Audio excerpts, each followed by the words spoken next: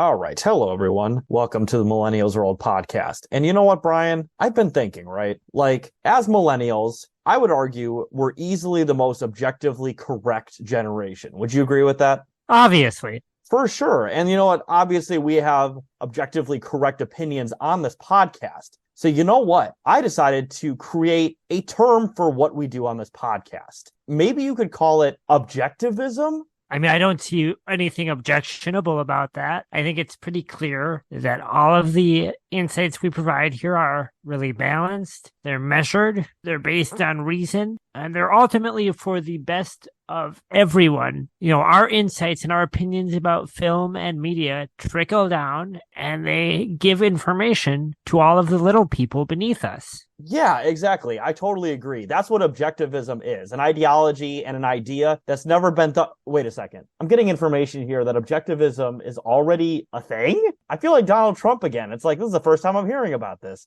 It's just bizarre. So, feel like white Donald Trump.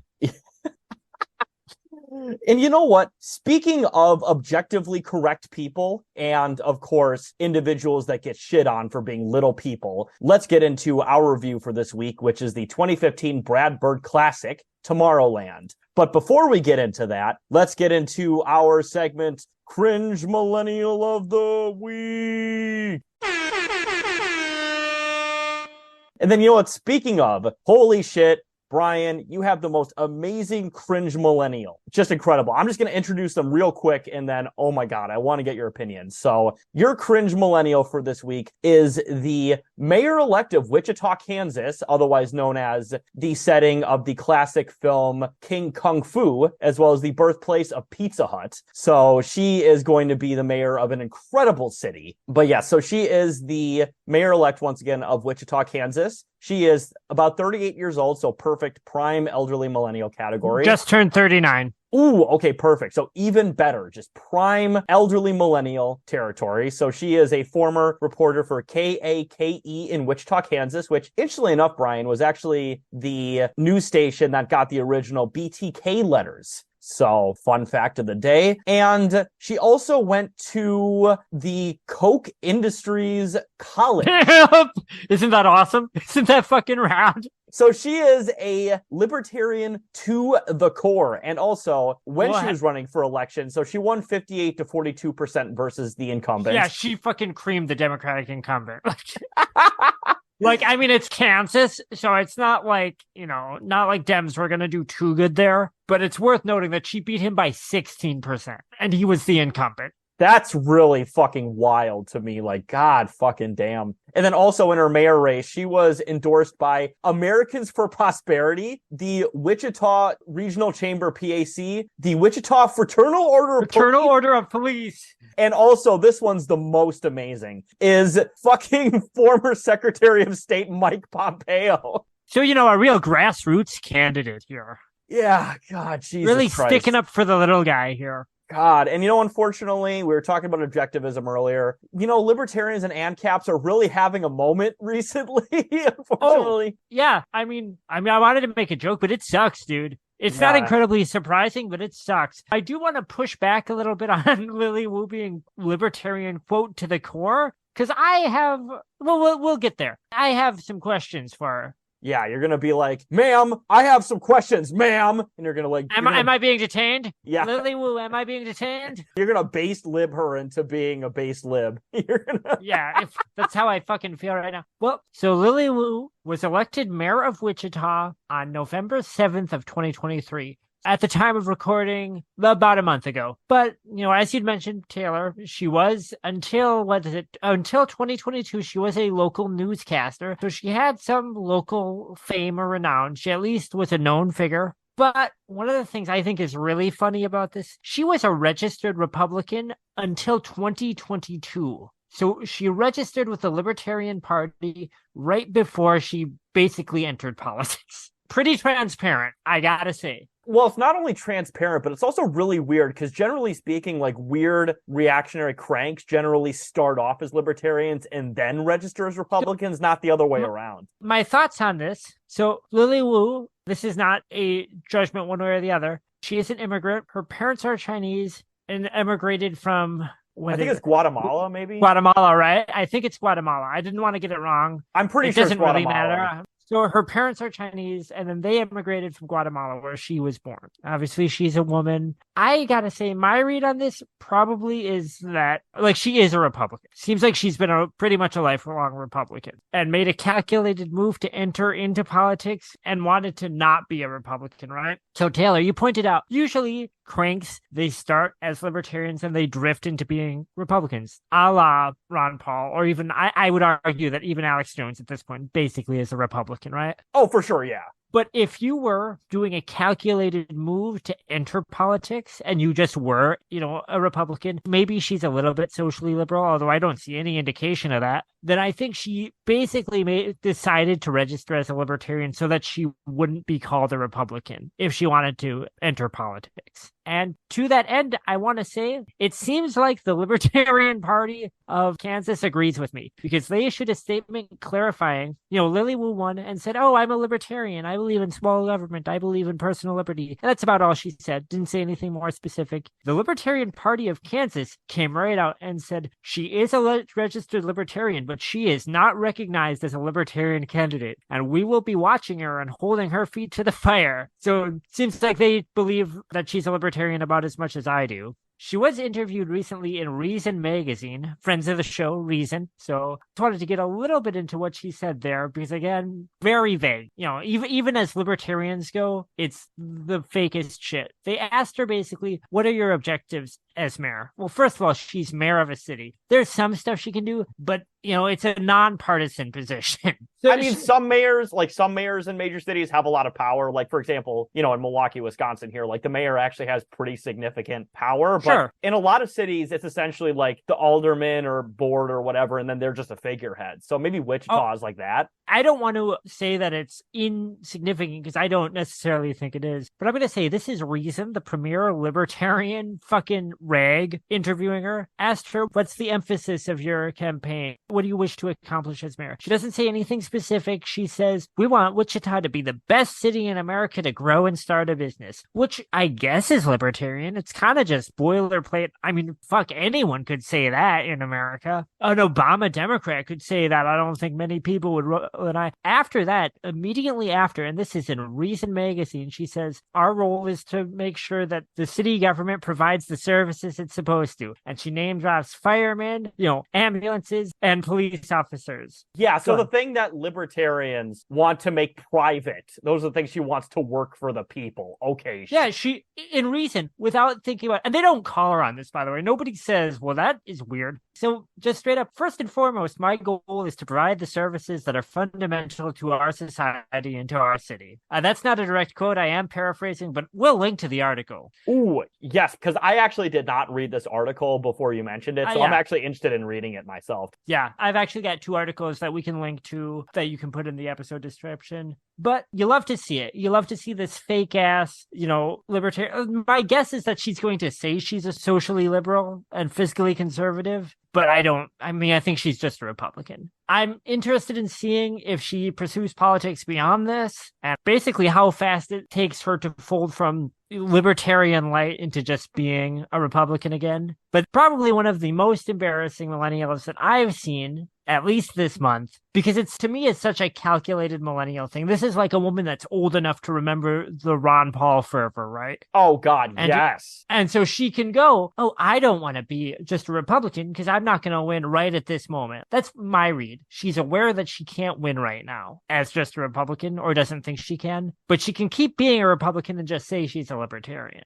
Well, you know what, Brian? Speaking of Republicans who just claim they're libertarians, I think that leads perfectly into our review for this week, which is a movie that oftentimes has been compared to libertarian, borderline fascist propaganda, I believe, is what I was reading a little bit on what BreadTube says about it. Is that correct? Yeah, so do you want to get right into why I picked this film? Yes, absolutely. Okay. So, first off, I knew basically from the start of this show that eventually I wanted to do an episode about Brad Bird as a subject. And that was because Brad Bird, first of all, as millennial pop culture goes, pretty visionary filmmaker, made some of the most acclaimed and commercially successful family movies of the 2000s. And maybe, I don't think it's out of pocket to say, of all time. right? At least in reference to The Incredibles and The Iron Giant. Pretty massive movies and movies with a lot of goodwill. But within the last 10 years, anytime you bring up Brad Bird or any of his work online, you'll start this discussion of two types of people. You've either got kind of red tube anarchists who are telling you that Brad Bird is a crypto-fascist Ayn Randian who is using his talent to make, objectivist films to brainwash kids into not caring about marginalized people. Or you'll get this other group who are like, actually, Brad Bird is making films for marginalized people and he's representing them and he's making this great populist work. And that's really weird to me. It's really weird to me that a guy that makes competent kids movies is to these weirdos online, like in this state of tug of war that is going to probably define his work to them for the rest of his life. And I was curious how much truth there was to it. As far as why I picked Tomorrowland specifically, and Taylor, this is going to make you laugh. It's because I thought I had not seen it before. I knew about Tomorrowland, but I kind of avoided watching it for a few reasons that we'll get to. But I thought we'd have more to say about this than we would about The Incredibles or The Iron Giant. I didn't want to talk about his big popular movies because I was like, oh, I don't know.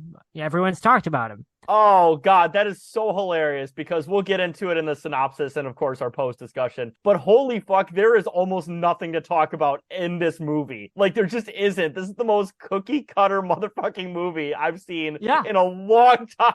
And I want to be clear here. Like, I don't necessarily regret picking, like, I've had kind of a thesis statement for Brad Bird. I wanted to watch this eventually. I wanted to talk about him. I wanted to get kind of into what you might think about some of his work when the time came and kind of get into some of the arguments people make about him. Because, first of all, this movie fucking bombed.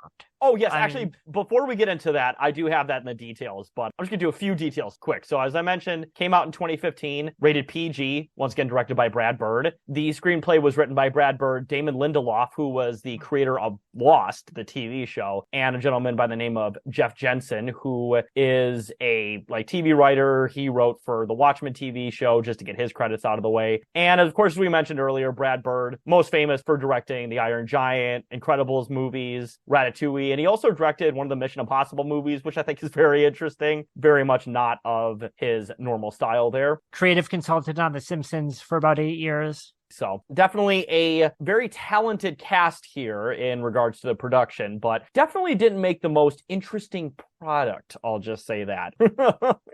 And then one of the producers was a guy by the name of Jeffrey Chernoff, who was involved in so many fucking things. It's crazy. One of his earlier roles was he's actually one of the producers of Halloween 3. So I was like, holy shit. Yes. Like that fucking rocks. And this guy was also the senior vice president of Spyglass Entertainment and as well was the vice president of physical production for Walt Disney Pictures and Touchstone Pictures as well. So once again, a very talented and very experienced production crew here in this movie. So they did give a shit about trying to make this a successful movie, but you're talking about the bomb. So this movie, just real quick, it's about 130 minutes long. So my opinion, this movie's way too fucking long. 90 minutes tops. Yeah, honestly. And then you talked about flops. So this movie had a budget of about $180 to $190 million, and it only grossed $209 million. This is one of the biggest box office flops in history. Just straight up, it is. This movie lost $150 million. This movie would have had to make at least $1 billion to make any sort of profit. Just crazy to think about. Granted, obviously movies do make billions of dollars. Even in 2015, they did. But a couple movies a year, and they expected this fucking turd to make $1 billion? I shouldn't say turd. This boring movie. No, you're fair. So the thing is, I'm going to be harsh on this because it's by Brad Bird. I'm a fan of Brad Bird. I think his politics can be, I don't even know if I think they're bad. They're just weird. They're kind of incoherent. And we'll get into that more. Brad Bird is known for being this taskmaster who makes these amazing, visually compelling films that also are about characters and situations and themes. When this movie came out, Taylor, it was probably about the time you and I were living together or a little after, but I remember wanting to see this in 2014, 2015. Yeah, it would have been, this movie came out just a little bit after you moved out. So this movie would have been in the consciousness when we were living together. Yeah. Yeah, I remember the ad, because the ad campaign for this movie was really weird and cryptic. I was like, Brad Bird is doing a live action science fiction adventure movie that isn't a sequel, I was so excited. Yeah, I mean, that's the thing, though, right? I mean, talk about big budget movies. So, this movie was based on the Tomorrowland attraction at Disney World, although I don't think it's necessarily an attraction. I think it's like a whole wide like a park thing. Yeah, like a whole park, exactly. And people are just like, oh, they made a fucking movie about a Disney attraction or like Disney park? Like, how the fuck was that supposed to make money? But like, Pirates of the Caribbean movies made billions of dollars. Haunted Mansion is the same shit. But also, the weird thing about Tomorrowland, I think what explains to me a lot of the issues is it's not even a park in the same way. It's like an aesthetic. Yeah, that's actually very true. Because, Pirates of the Caribbean, like, you go on there and that's a ride on a thing that's identifiable. Same thing with Haunted Mansion, you said. Tomorrowland is like a philosophy and a visual style and a way of looking at and building a world. It's like retrofuturism. Yeah, I mean, it's hard to make, necessarily a super interesting, in my opinion, modern adaptation of retrofuturism in a movie that just doesn't really seem to know where to go. First of all, the movie, can we just say it right off the bat? It's fucking boring. Yeah, this movie's boring as shit, I'll be honest with you. It's boring, and the most interesting thing about it was watching it after I'd spent the last couple of days listening to all these interviews with Brad Bird and reading about him, because then you get this weird undercurrent for it where you realize it's like deeply personal for him. But that shouldn't fucking matter. I shouldn't need to know that to have any sort of emotional connection to the movie. And that doesn't make the movie more interesting to watch. It maybe is more compelling, to think about him in that regard. But nothing fucking happens. No, nothing happens. Like, the characters aren't awful, but they're not super interesting. I would say that's this whole movie. Oh, and then real quick, so my last detail here. So speaking of things that other people have thought about this movie, so this movie has a 50% critic score on Rotten Tomatoes and a 49% audience score. So this movie is just as mid as I said earlier. In fact, I looked this up specifically. This is the most middling critical reception we've done for the show for anything we reviewed. How else can you talk about a movie that is made by like a true like auteur, this visual storytelling genius that looks, you see every dollar on screen. Like, you do see the budget on screen. It just looks flat and it doesn't show anything happening. How else could you possibly review this movie? I did want to say, Taylor, I was going to leave it up to you. I figure there's about two ways. So either I can do my Brad Bird background stuff before, and then we can do the synopsis, or you can do the synopsis, and then I can fill you in on some of the Brad Bird life stuff and how I think that fills in the movie. So, considering the synopsis on my end is fairly short, let's just get the synopsis out of the way. Exactly what I'm thinking. Yeah.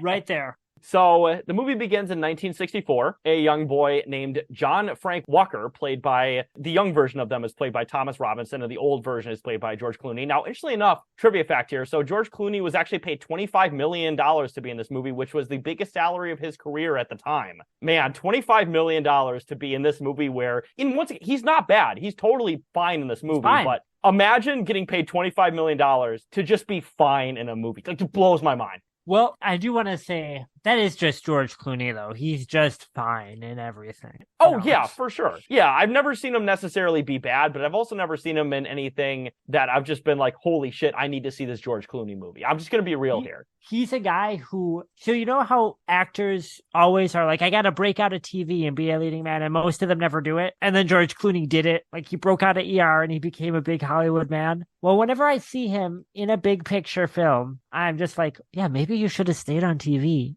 Yeah. Maybe the small screen was better for you, bro. Well, you know who did that also was Will Smith. And we know Will Smith is based and not cooked.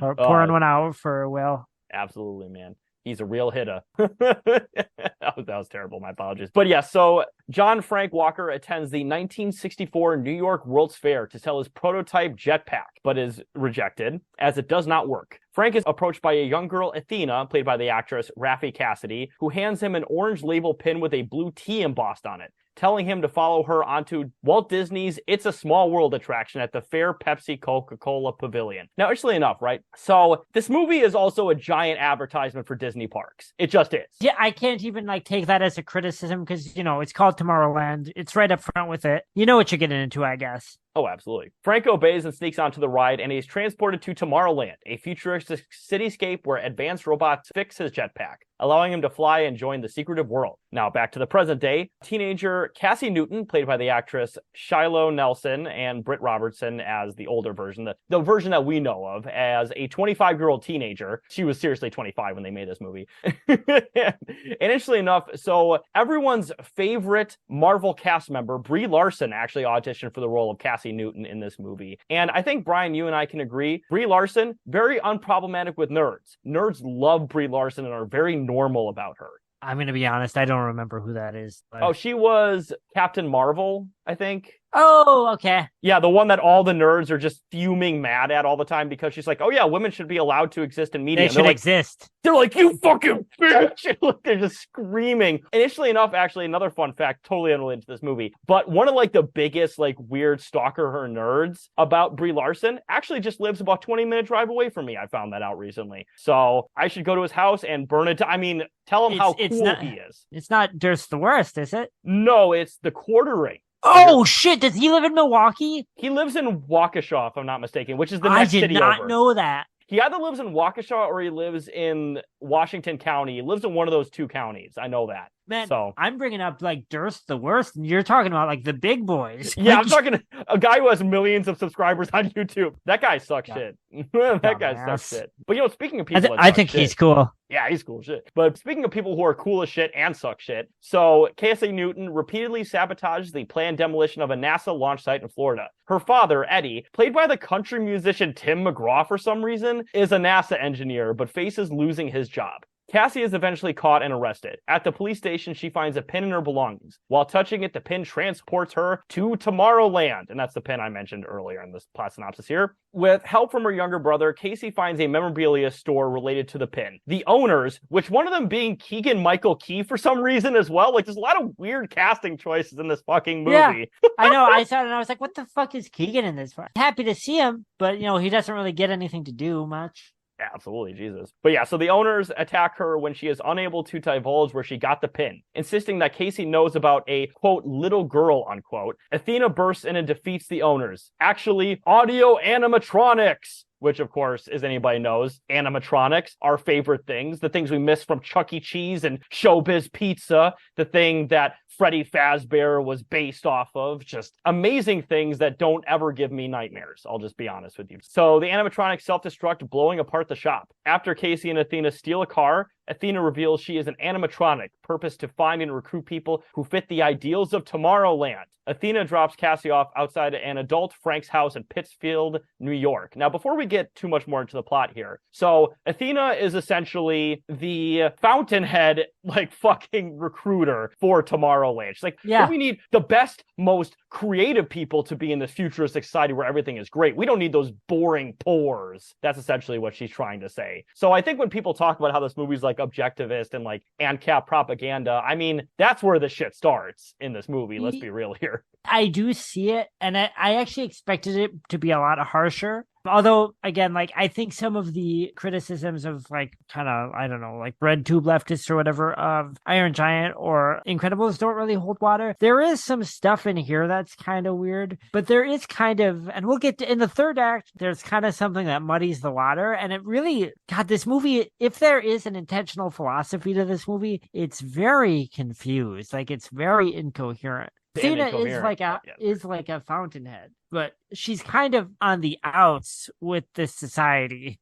That is actually true. She's not like some ambassador for the society. She's essentially like a rogue fucking figure. So, but yeah, no, totally. And speaking of, so we finally get to meet adult Frank, the reclusive, cynical Frank, declines Casey's request to take her to Tomorrowland, having been banished from it years ago. Inside Frank's house, Casey finds a probability counter marking the end of the world. Frank warns her that the future is doomed, but she disagrees, thus lowering the counter's probability. Animatronic assassins arrive to kill Casey, but she and Frank escape. And also, I think we mentioned this in our chat yesterday, but also when they're like trying to get away from the animatronics in like Frank's house, that's probably my favorite single scene in the movie. Like, it's a pretty solid action scene with some cool set pieces. Yeah, exactly. It's pretty cool. It's exciting. It's fun. Good action scene. It's pretty thrilling. It's the only scene in the movie that's like that. And it's not that great. It's not that great. It is not that great at all. It's good, but it's not great. This should have been the first scene of this movie. The movie should have opened at this level and kept going up in terms of like the action and excitement.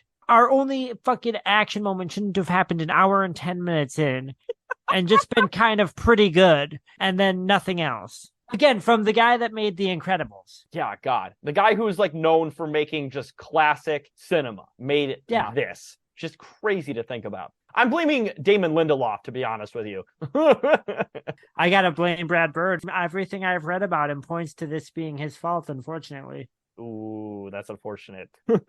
But yeah, so Frank, after meeting up with Athena, resents her for lying to him about her true nature, but reluctantly agrees to help them get to Tomorrowland. Using a teleportation device, the trio travel to the top of the Eiffel Tower. Frank explains that Gustav Eiffel, Jules Verne, Nikola Tesla, and Thomas Edison co-founded the Plus Ultra, a secret society of futurists, creating Tomorrowland in another dimension, free to make scientific breakthroughs without obstruction. Which, that's just fan fiction at this point. Like, really? That's literally all this is.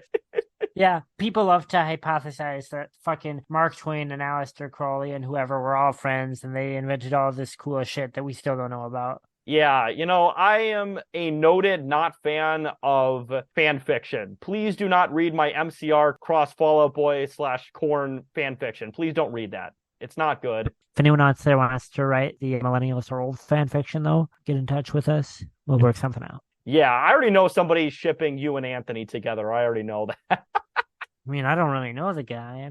I guess we'll talk about it. Well, you know, speaking of awkward situations, so the trio use an antique rocket called the Spectacle hidden beneath the Eiffel Tower to travel to Tomorrowland. And also, I did like the Eiffel Tower scene. It's just really fucking cool. But it does, like, split apart and, like, a rocket comes out. It's a pretty, like, cool visual, I'll just say that. Kind of National Treasury type, just a cool, could have been in an old serial adventure movie type thing. No, absolutely. And you know what, Brian? I still love your idea for a new National Treasure sequel, if you remember that one. I only vaguely. I hope you remember it. Yeah, it was basically like National Treasure 3 is going to be about Nicolas Cage finding out like more records of Thomas Jefferson like raping his slaves or something like that. Oh, yeah. He has to like clear his name. Oh yeah, I do remember that. That was on my old Twitter account that got banned because I threatened Matt Forney. Yeah.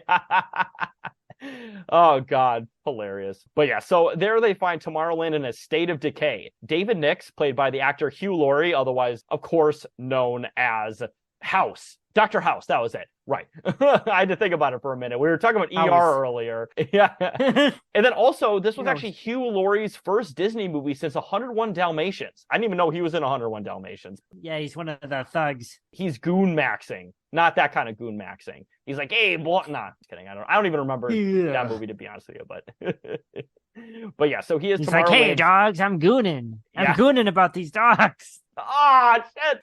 Ah! I mean, there's 101 of them, so there's a lot of gooning you could do with that. Never mind, but...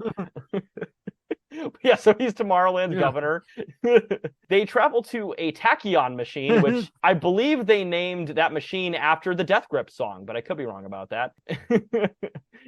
Invented by Frank. Also, Frank, of course, invented Death Grips. Brad Bird.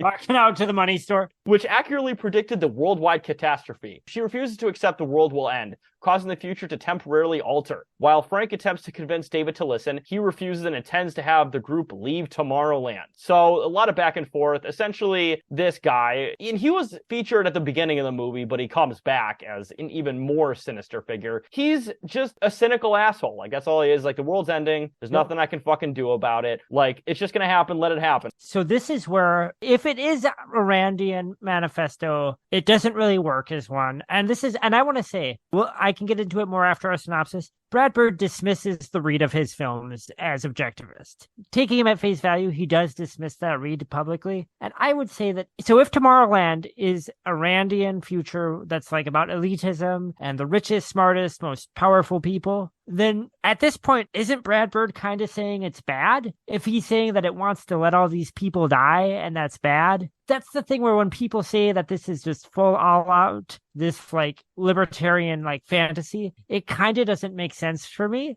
Yeah, not really, because, like, libertarians do very much obfuscate their ideology. And part of the reason they obfuscate their ideology is because their ideology is extremely incoherent. But, like, they wouldn't put something this overwhelmingly negative about their philosophy in a movie if they were trying to sell it to people. Like, I know conservatives and reactionaries in general love giving the villains their fucking values. I know we were talking about that earlier. And, like, every reactionary movie I've seen recently, the villain has their values, but it wouldn't be like this. The thing is that if Brad Bird were a little different, and that's why I kind of wanted to get some things about just his early career and his life and things, just because I did a lot of research about him. Things about this sound libertarian-y and even Randian, but then when you break down the specifics of this plot, you're like, well, it couldn't really be saying that that's good, because the guy that's most like Ayn Rand is the villain, or at least the antagonist of the film.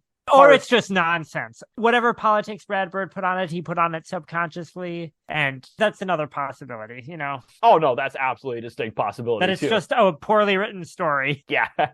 But yes, so let's finish up the synopsis here. So Casey realizes the tachyon machine is telling humanity that the world will end. They confront David, who admits he tried to prevent the future by projecting such images to humanity as a warning. Instead, they embrace the apocalypse, refusing to act to make a better future for their world. So this movie is essentially saying, don't be cynical. You can save the world by being creative. Yes, not only does Brad dismiss the argument that his films are Randian, although again, he doesn't say, I hate objectivism, I'm like fucking DSA, fucking Bernie, bro. Yeah. He would say these are films about creativity. He has said they're populist films and that he believes he has used the word egalitarian, but he doesn't elaborate on what that means. To me, this is lib shit more than Ayn Rand shit. This is more like Liz Warren to me. No, I can definitely see that too. It's kind of like reining in capitalism, and then once we get rid of crony capitalism, the world will be a better place. That kind of thought process a little bit. Or like getting rid of the monopolists or oligopolists that'll make the world a better place. Or we need to rein in, I don't know, election financing, campaign financing. Yeah. That's it. Like, that's kind of, even if he does have libertarian tendencies, Brad Bird seems pretty steadily, and not just because of this movie, but just in general, he seems more in that camp than, say, people say Randian, and I think, he could be a libertarian. I don't think he's like an Ayn Rand cultist, which is how when I say people, I mean BreadTube, anime Marxists, those people. Yeah, I'm not really getting a whole lot of, Randian cultist. Definitely not getting a lot of that, because, when I think of that, I think of, literally Republican Congress people in 2011 talking about how great the Fountainhead is or whatever. Or the reason people like Robbie Suave, that's who I think of. Brad Bird doesn't really strike me as that from the movies that I've seen of him. It just doesn't strike me as that, I'll be honest with you. Well, there is a type of nerd, and I think Neil Peart is another example of this, who maybe discovers libertarianism and objectivism and identifies with it in a kind of naive way. And they're like, oh, it's because I want to make art and I want to do my things and not be hemmed in. And they're not kind of taking into account the material conditions of their life that would allow them to do that when other people couldn't. Or, they're not thinking of Randianism in this big picture way. They're thinking oh, it's about everyone being able to do what they want, which is good for me because I want to be an artist and I want everyone to feel like they can be an artist. And if Brad Bird is the libertarian, that's still dumb. It's not saying that's good or right, to be clear. But it seems more like whatever libertarian tendencies he has are coming more from there rather than this virtue of selfishness thing. And I have a couple details that I think pretty thoroughly push back on that too later on. No, for sure. Absolutely. But yeah, so believing that humanity simply gave up, David has also given up and intends to allow the apocalypse to happen so that he can rebuild the world to his liking. Casey, Frank, and Athena attempt to use a bomb to destroy the machine, leading to a fight with David. The bomb is accidentally thrown through a portal to an uninhabited island on Earth, the explosion pinning David's leg. Athena sees a vision of the future where Frank is shot by David and she jumps in the way of his attack, mortally wounding herself. Making peace with Frank, Athena activates her self-destruct sequence, destroying the machine, which falls on David, killing him. In the present, Casey and Frank lead Tomorrowland and create a new group of recruitment animatronics like Athena, whom they were addressing at the beginning of the film. So yeah, a lot of this movie is actually in a flashback, not flashback, what's the word I'm looking for? It's narrated from the future. You know what I mean? Yeah. And then the very end of the film, multiple people around the world are given pins and they're trying to recruit new people and thinkers for Tomorrowland. which is a common trope I've seen. I think it's basically the plot of Heroes, if I'm not mistaken, like the fucking Netflix show from, not the Netflix show, sorry, the NBC? network. Yeah, the network show. I meant to say network show in the late 2000s that was also killed by unions. I'm an objectivist. I hate unions. But yeah, so that is the plot of this film. Now, before we get into our very long discussion of Brad Bird, which I'm very interested in getting into, I do have some Amazon reviews. Now, Brian, as always, I found some absolutely incredible Amazon reviews, very descriptive Amazon reviews, very helpful Amazon reviews. And I actually got 4 of them today. I hope you got one by my boy Thought Slime. Yes. I hear all his good takes about Brad Bird. I got one from Thought Slime. I got one from H Bomber Guy. I got one from let me think here. I'm trying to think there's another guy I'm thinking of. The anime bread Marxist. I found them from all of these amazing bread tubers. Actually, that H Bomber Guy and plagiarism video was pretty good, to be honest with you. That was a very good that video. was fine. I just don't like Thought Slime. I think they have really bad analysis. They do. But, speaking of things with good analysis, so our first review here is from the user Another Old Guy, who gives this film 5 stars. And the header of the review says movie, and the body of the review says movie. And that's the review. Fantastic review. Very clearly descriptive. Really informative on why they gave this movie 5 stars. You know what? I'm going to say something. Strap in, Taylor. You know who might like that review? Ooh. Mr. Brad Bird, because he says all the time he does not make family films. He says cartoons are not a genre. He says he makes movies. He's on record in probably every commentary interview you hear of him saying emphatically, I make movies, nothing more and nothing less. So is it possible that this guy is like a Brad Bird super fan? Yeah. He's like, listen, I listened to every single interview Brad Bird did, and I thought at the end of the day, he's like movie. So I had to just put movie. Brad Bird is like Jose Canseco. Is when I die, I want simply on my tombstone the word movie. Yeah. His life a movie. Yeah. No. His life a movie. And, speaking of someone else whose life a movie, so on our next review here from Gen W, they give this 3 stars, and the head of the review says, was okay. And the body of the review says, has hidden agendas. And it's like, do you want to elaborate? Yeah. Well, because that's the thing, right? People, I like I said, a lot of people, when you talk about Brad Bird, will be like, oh, this is this, like, fucking, like, crypto and everything. And it's like, maybe, like, that's a potential reading. But you could just as easily read this as being a fucking, like, lib movie or anything else, because the themes in it are so broad and general. Has hidden agendas. Well, that's what I like about the review is that they leave the interpretation of the review up to your imagination. It's actually a fantastic review when you think about it that way. Whatever shadow empire you want to be afraid of, you can assume they're talking about. Yeah. This is like the Linkin Park of reviews here. It applies to everybody.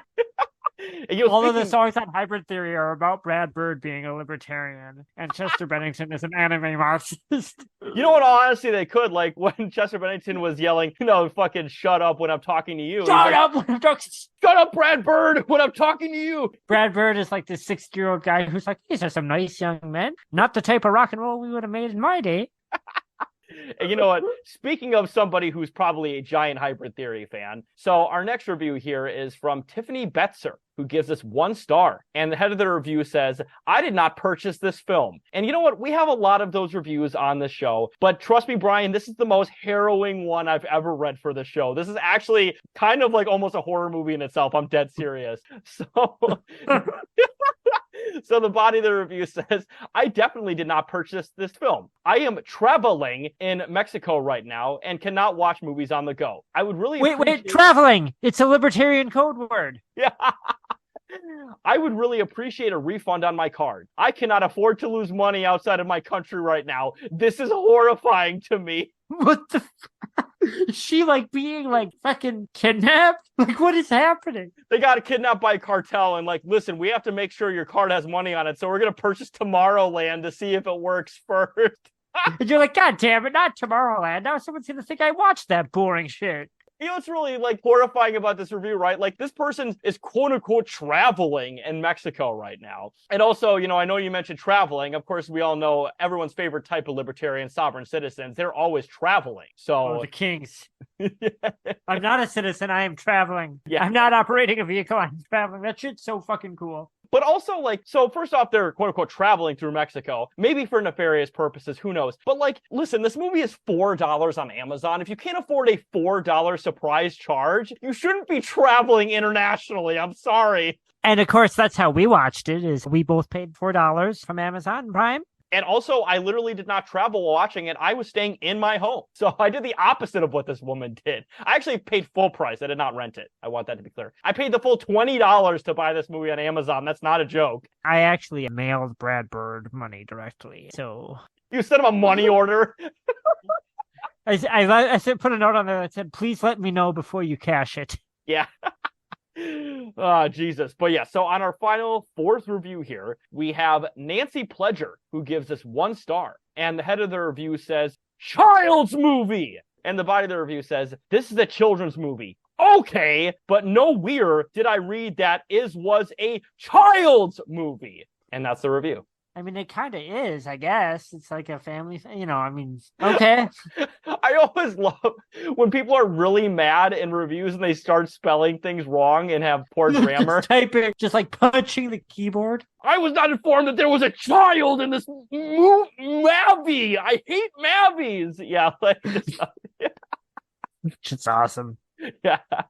But yeah, so that is all of our Amazon reviews. So for the rest of this episode, and by the way, I did not mention it after the synopsis. This is the shortest synopsis we've ever had for the show. I guarantee it. I want the listeners to know, like, nothing happens in this movie. We didn't, like, cut out scenes, I don't think. If we did, they were very short. Like, nothing happens. And I don't know why. Again, this is Brad Bird is an artist who's built a career on being like, we need to use all of the components of the visual medium and the music to tell stories about characters. That's like his lifeblood, is shit like that. But nothing happens in this movie. And also, there aren't really characters. The characters are so flat and have next to no personality. I mean, one of them is literally a robot. Who acts just like a robot, and we just accept that as one of the characters. And also, you know, I totally forgot to mention in the synopsis. So I mentioned this to you yesterday. So Frank in this movie has the character arc of a fucking horror, like, requel protagonist. Yeah. It's so infuriating. I hate that trope so much. Well, it's also like getting it from a character we've never met before. So it's just like, okay, why is he like this? Yeah, and like if people who may not know, I just want to explain it real quick. So in movies like the most recent Halloween movie, the most recent Exorcist movie, which were actually both those franchises were directed by David Gordon Green, fun fact of the day. And then also they did that in, I think, one of the new Ghostbusters movies and just a bunch of other, like, especially horror movies where they take a character who you loved from the original movie. They also did that in the new Texas Chainsaw Massacre movie, actually, too. But anyways, so they take a beloved character from a first entry of a series that you really like, and then 40, 50 years later, in this new movie, they're just like fucking cynical recluses and shut-ins. And they're just like, they interact with like these new kids, like, what do you kids want? It's like, you ever heard of Leatherface? Like, I haven't heard that name in 40 years. And they do that in all these fucking movies. It sucks. There ain't no Leatherface, and there never was. Yeah, it's just like, you did that 15 times now. Can we do something fucking different? I'm sorry. And also, like, they take a character that, once again, we like, that is, like, iconic,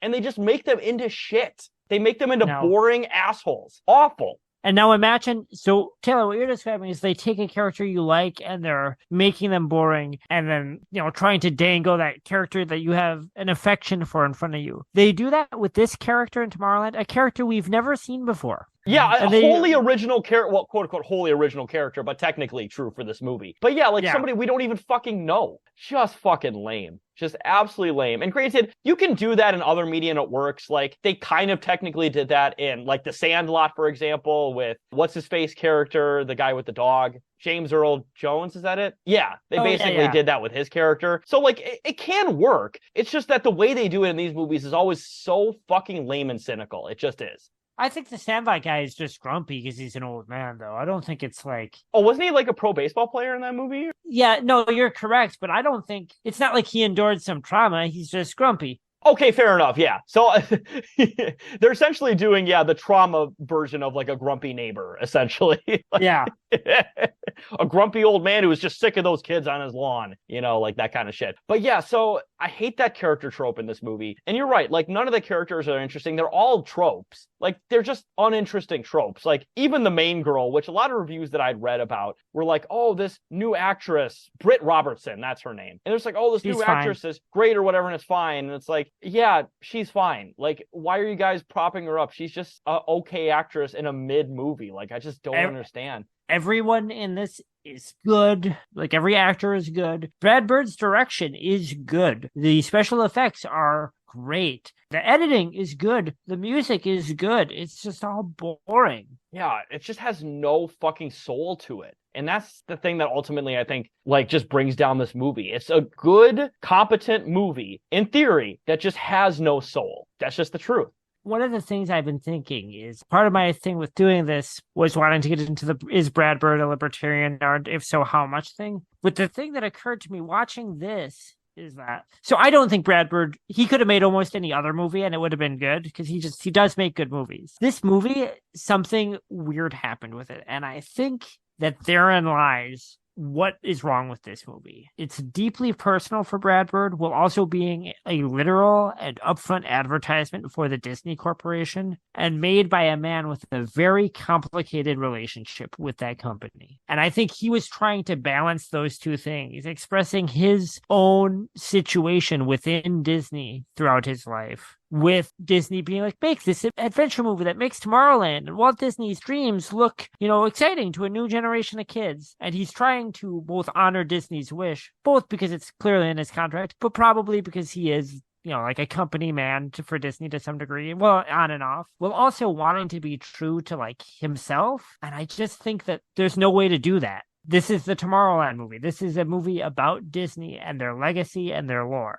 Yeah, and talk about like legacy and lore. I'll be honest, this might be a hot take. I'm not entirely sure. I fucking hate Disney. I've only maybe liked like a handful of Disney movies that weren't like grandfathered in from Disney. Like, technically all the Star Wars movies are Disney movies now. Like that doesn't count. That does not count. Fucking count. Exactly. But like, I just hate Disney. It always just reeks to me of just fucking shallow, cynical sentimentality. And it just reeks off of every fucking Disney product I've ever seen. It's like, this is cynical. This is the most fucking Taylor take I've ever heard. And I knew that when I selected this. Like, I'm not like a Disney guy by any means, but I also don't really agree with that. I like a lot of Disney movies. I think they're obviously an evil corporation. Like they're, bad for a lot of artists and art. They're the reason that public domain basically doesn't exist. I want to say they're evil. I don't have any illusions about that. They're also pretty interesting conceptually. So a thing that is interesting to me, and I am like a Marxist, not like, oh, it's so cool that Steve Jobs has this fucking dick suck thing about fucking technology. But it is interesting to me that a company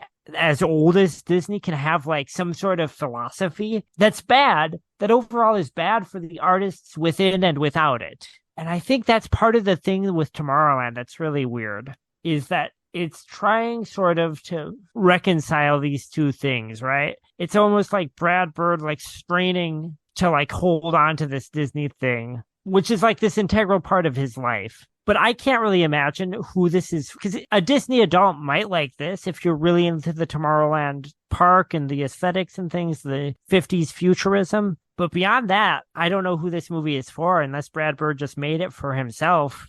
That is the possibility, because I think I said to you yesterday, like, the only audience I could conceive of this for is somebody who is actually, like, super into Disney parks or the, like, Disney lore. But if you're just, like, a general audience who doesn't really care about that, I just don't understand the appeal at all of this movie. I just don't. And even for those, I have a good friend, one of my best friends is a Disney parks guy. He doesn't like this movie because it's boring. Yeah. Damn, then it really failed. Holy shit. And he's a guy who, like, he loves aesthetically. He loves the Tomorrowland aesthetic. He loves, like, that part of Disney's core, like, kind of styles and the parts of the futurism thing. And he doesn't like this movie because it's dull.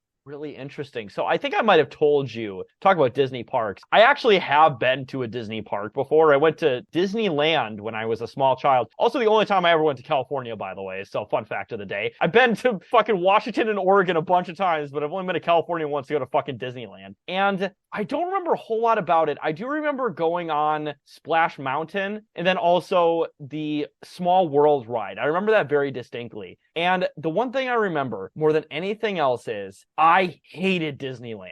And I was 8 years old when I went, by the way. Imagine an That's so fucking 8-year-old. funny. It is really funny. And that, granted, I like rides. I like amusement parks. Like, I've been to Six Flags a handful of times. I like Six Flags. I had a lot of fun. But I hated Disneyland. I'm just going to be real here. I've never been to a Disney theme park or any theme park. It's just not part of what we did in my family. I mean, some of them are fun. Like I said, I think Six Flags is a lot of fun. I think that their rides are genuinely really good. I think they're probably better than most Disney rides because, like, Six Flags is kind of more about, like, the actual rides themselves instead of, like, the aesthetic of the brand. The brand, exactly. So, like, the rides at Six Flags, I would just argue are probably objectively much better. So, and I appreciate that part of it. And then also, like, you know, the lines at all these parks, like, and it was bad at Six Flags, don't get me wrong, but the rides at Disneyland or in, like, Disney World too, like, you have to wait an hour to get on some of these rides. Like, what the fuck? You spend $100+ to go on like 5 rides? Like, that blows my mind.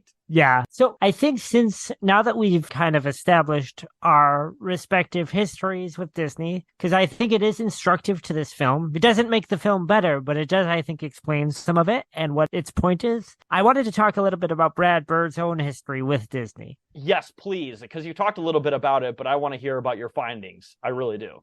So, Brad Bird was born in 1957. This is peak boomer. This is the most quintessential boomer guy. And I like Brad Bird, but it just is. Born in Montana, raised in Oregon. Very typical suburban, pretty affluent, well-educated, had a lot of resources to follow his educational muses. By the way, real quick, Brian, that is the most stereotypical fucking libertarian upbringing I could possibly, libertarian upbringing I could possibly imagine. Hang on. So at about age 10, he decides he wants to be an animator. Around age 12, he, through a mutual friend of his family, gets to meet the 9 old men at Disney. The 9 old men are the 9 men who worked with Walt, who worked on all of the classic films and animation sorts, who developed the Disney house style. They are the 9 men for who, in that classic era, those first couple decades, are responsible. They were the only ones considered good enough to animate for Disney. He passes along a short animated film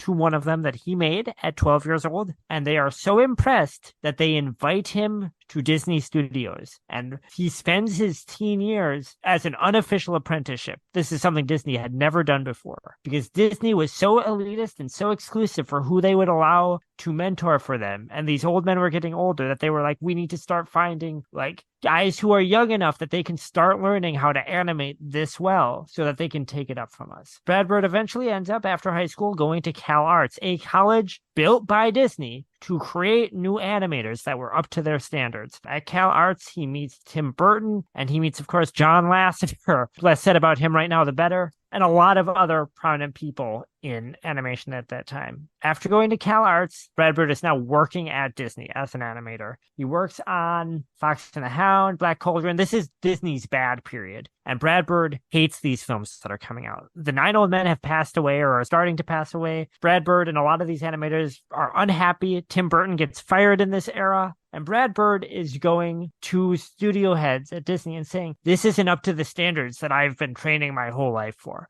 This is bad. These movies are bad. They're boring. They don't look good. These are movies like Fox and the Hound, Sword in the Stone, the bad Disney movies. This leads to a heated altercation between him and a Disney head where Brad Bird starts to yell and says, well, this has all been one big, and then he is cut off by the executive and said, disappointment, Brad, and then leaves Disney. Goes and does a lot of other animation. Of course, worked on The Simpsons for many years. In 1989, this is just rebuttal to the libertarian thing, because I do think he has libertarian tendencies. 1989, when he's 32, his sister is murdered by her husband. The husband shoots her, kills himself. Brad Bird is deeply traumatized by this and becomes a very staunch gun regulation advocate. Right there, although it is for like personal reasons, kind of throws a big spin in the wheel of the like Brad Bird is a hardened Randian critique. He's so anti-war, anti-gun, that's the inciting factor for The Iron Giant, his first feature film. Iron Giant's a big flop, not with Disney, of course. They think it's DreamWorks, but it's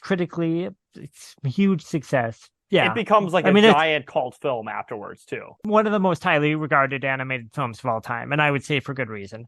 Goes to work with Pixar, and when he's with Pixar, he's now back with Disney. But he has a very strained relationship with Disney. And this is a guy who was literally raised within that company, and I would say kind of incubated within them to be this perfectionist artist who is very creative, the way classic Disney animators were, but also kind of to believe in their propaganda and their corporate philosophy, and then became disillusioned with it when he went to actually work for them. And it seems like now he's back there and he's kind of striking this balance of working for them while still now having enough autonomy, because he was with Pixar, to kind of do his own thing and to push back on them. And what I think for him Tomorrowland is about reconciling those things. It's about, there are lines in Tomorrowland, like the George Clooney character, who I think is Brad Bird. That's the character who's identifying with, says, she promises you this beautiful future and then she leads you to your death, about Athena. Part of me thinks that's Brad Bird kind of talking about his initial experience with Disney. That's interesting. So, I guess in this movie, Athena is sort of the, character embodiment of, sort of old Disney to a certain extent. Yeah. And interesting that he decided to portray her as a animatronic. Well, Walt was obsessed with animatronics up till he died.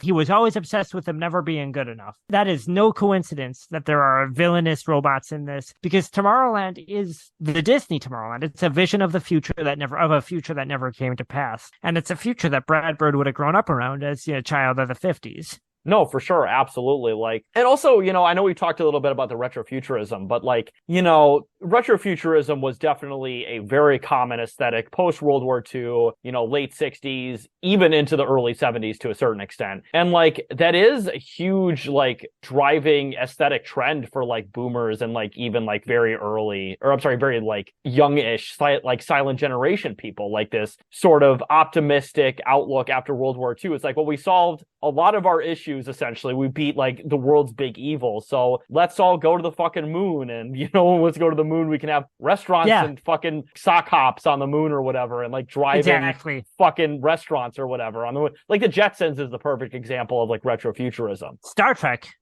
too. I didn't think about Star Trek. Absolutely. And I mean, especially with the way the world is turning right now, Star Trek is becoming more of a reality than ever. In that universe in 2024, the great fucking rebellion started among homeless people in San Francisco. What's 2024 going to look like in San Francisco next year? We should watch that shit. Or Portland. Or Portland too, yeah. And then also, of course, Northern Ireland reunites with Ireland in 2024 as well. So in the way that the economy is going in the UK right now, that might actually happen. Yeah, I think that goes a long way to explaining Brad Bird, and also I think to maybe explaining what some people read as libertarian about him. I am also going to say I listened to a lot of interviews with him, including a long one that Gilbert Gottfried did with him. That was great. Doesn't have libertarian vibes. His vibe is very folksy, very populist, very lib nerd, boomer lib nerd. And his Twitter profile is all about how Trump is a racist and a homophobe. It's left lib stuff, if anything. It's not Randian. No, not at all. Maybe if he was more confrontational, argumentative, I would maybe argue that he's a base lib. That's how close it is to a certain extent. It could be. Yeah, it could be. He's not quite there. He's too nice. He's close. The other thing is that there's just lines in Incredibles. There's a villain that wants to make all the superheroes not have superpowers. And he says, when everyone's super, no one will be. And people argue that that's a Randian thing. But also in Incredibles, Mr. Incredible's day job is that he sells insurance and he helps old people scam the system so they can get medical procedures. I mean, not necessarily an ANCAP thing, but I could imagine there's a type of libertarian that's totally okay with that, though, too. Well, it would be the type of libertarian, right, that's Brad Bird, that's probably a boomer who's very artistic and nerdy, right? A very specific type of, because I think he has libertarian tendencies. I don't necessarily think that's the same as being Randian. Yeah, no, as I said earlier, there's nothing about the little of Brad Bird that I've seen, because I've only ever seen The Iron Giant and the first Incredibles movie, and now this, but it's been a long time since I've seen The Iron Giant and Incredibles, I'll be honest with you, but I don't remember anything in those movies in, retrospect that make me think, oh yeah, this is, reactionary conservative or, libertarian propaganda. I just don't. The thing with the Iron Giant, I think this is so dumb. People think that it's libertarian and reactionary, that the Iron Giant learns to be who he chooses to be. Dude, really? Even though the villain of the Iron Giant is like a paranoid Cold War hawk, like from America. Yeah, Jesus fucking Christ. Like, I mean, come on. That's just You want grabbing him at to be straws like- at that point. They're like, oh, he's like a libertarian. He says the Iron Giant's like, oh, you should be who you choose to be, and you're going to be like Superman. And it's like, yeah, that's a good message for kids. Yeah, exactly. Yeah, you're not like then- assigned to whatever role has been assigned to you in life. You should be allowed to choose what you want to be as a human being. In The Incredibles, the argument is that the kid isn't allowed to compete in track because he has super speed. And his mom says, everyone's special. And then the kid says, that's another way of saying no one is. And it's like, yeah, if you really wanted that to be an Ayn Rand thing, I guess it could be. But yeah, it's just so vague that I don't understand. I just really don't.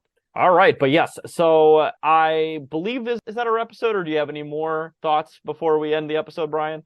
No, I mean, I'm going to say I recommend a lot about Brad Bird. Think he's very interesting. I do think he's a prime subject for the Millennials Are Old podcast. For me, he's the intersection of a lot of things I like to analyze in media. But I cannot recommend Tomorrowland. Like, it's boring. I mean, and he's a great filmmaker. He's done great work on The Simpsons. He did The Incredibles and The Iron Giant, two of the greatest animated films ever. I mean, his episode of Family Dog, one of the worst cartoon series ever, is good. But this is boring. You don't need to watch this. And his Mission Impossible movies are the best ones in that series because he has such an understanding of like spy fiction. But this sucks. You don't need to. It doesn't even suck. It's not interesting enough to suck.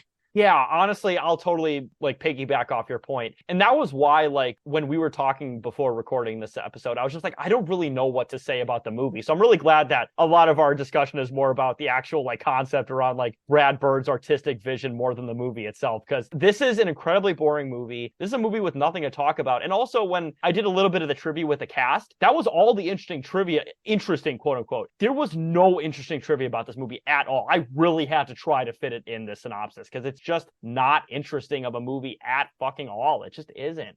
I had some notes about like references to other movies, but that's not even really trivia. That's like, oh, here's a reference to The Day the Earth Stood Still. You know what I mean? It's just Brad Bird referencing things he likes, which he does in all of his movies, you know? It's a dull movie, and it's made so competently by a guy that is famous for caring about his storytelling that I don't know how. Sorry, Brad. It's a bad movie. Swing and a miss. This is a movie, once again, I cannot recommend to basically anybody. I guess if you want a movie, and I'm not even saying this in like a mean way, but if you're looking for a movie to fall asleep to, this is a good movie too, because it's just a movie that's not offensive. It's not bad. It's not good, but it's a movie that just kind of dulls your senses. That's just the reality. It's pretty inoffensive too. Yeah, well, I would say that we've debunked the return of libertarians. Lily Wu is a fraud. She's going to be a Republican soon. Brad Bird is clearly not a true Randian libertarian. There are no major prominent objectivist reactionaries on the rise right now. The world is looking good. We are safe in America and other countries from libertarians, such as, I don't know, what are other places where there are no libertarians, Taylor?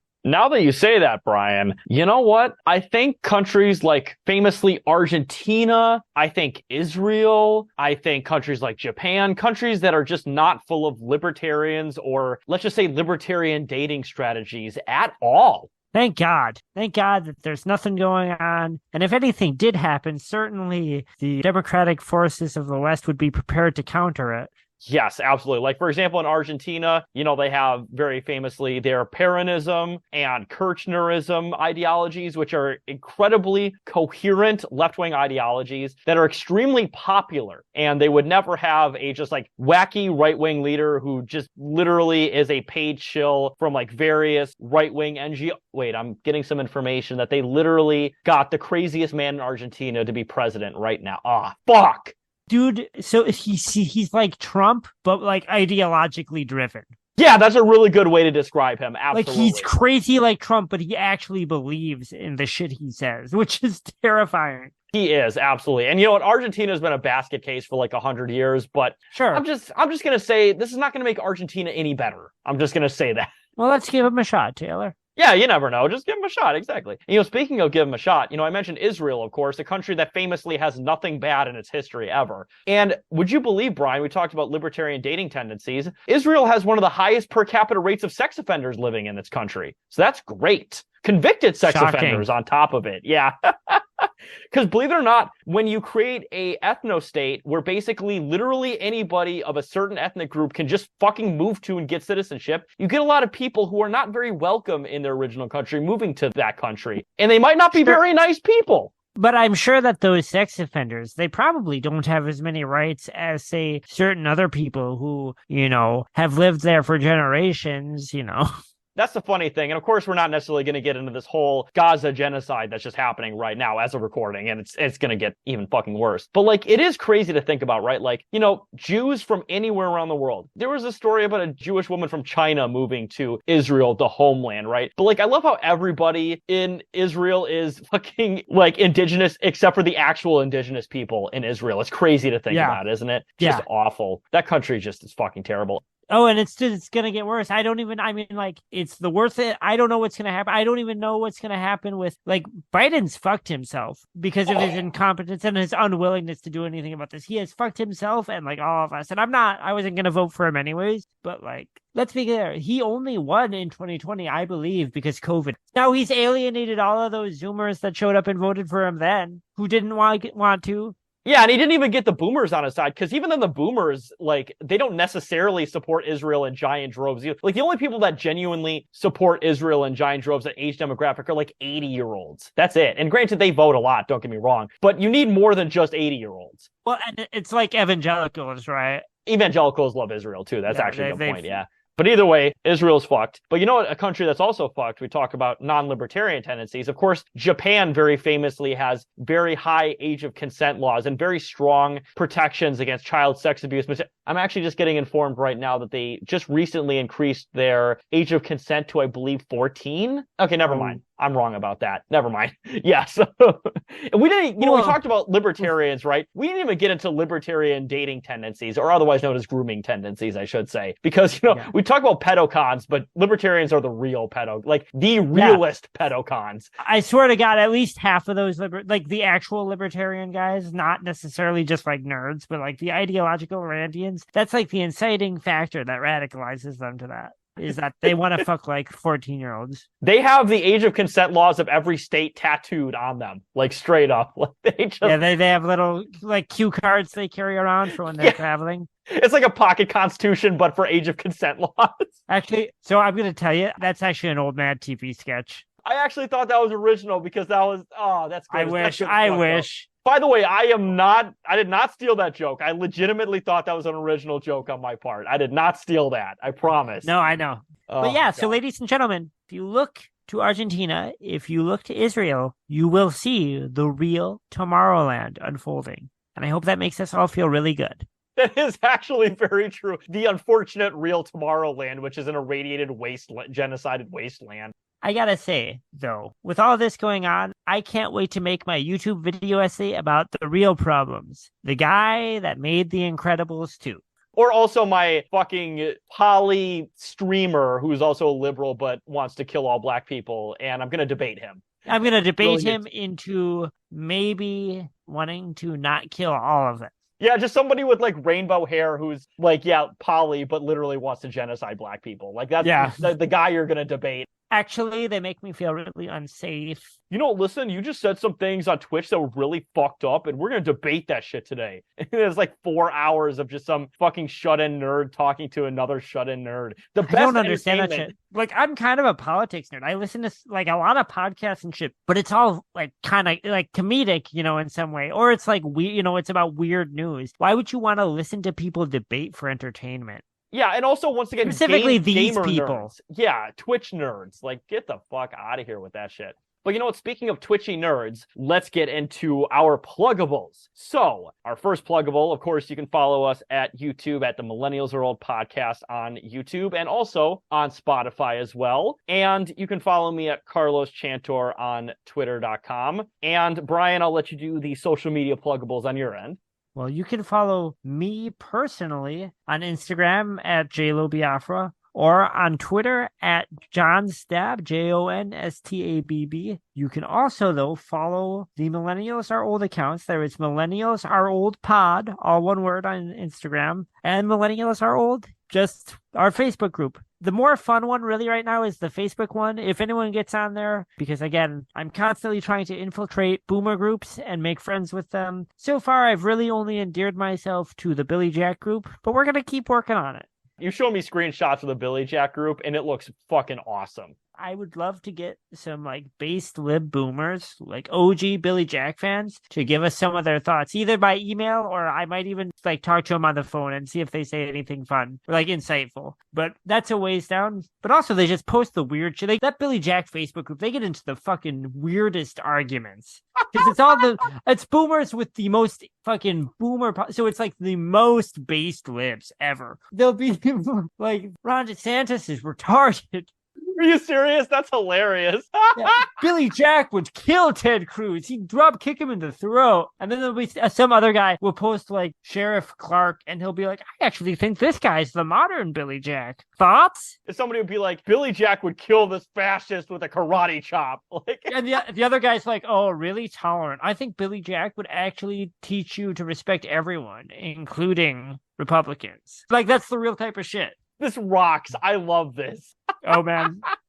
It's so good. The thing is, they don't fight that much. When they do, it's good. Mostly, though, they're pretty chill. They just talk about BJ. Tom Laughlin's nephew is an admin on there, and he posts really nice pictures of him. Mostly, it's chill, but when they get mad, it is out of control. Oh, boy. And then my final pluggable, I totally forgot to mention it. But once again, as of recording, and I will get this before the Indiegogo ends, I promise you that. But the Indiegogo for Lucifer and the Father sequel from our good friends Scott and Sean is still up. Everybody, please donate by the deadline of December 28th. I want to see the Lucifer and the Father sequel. Yeah, because eventually we're going to do the first Lucifer and the Father. If there's another one, there's more stuff for us to talk about. And frankly, they're working filmmakers. They're cool guys. They've done us a solid. I want them to make their movie. It's an ambitious premise, and I think they can make something really nice with it. Absolutely, 100%. So I will put that in the episode description. It is Indiegogo/project/Lucifer and the Father sequel. Please donate. They're only asking for $10 per person. If you want to donate more, you certainly can, but $10 they are more than happy with.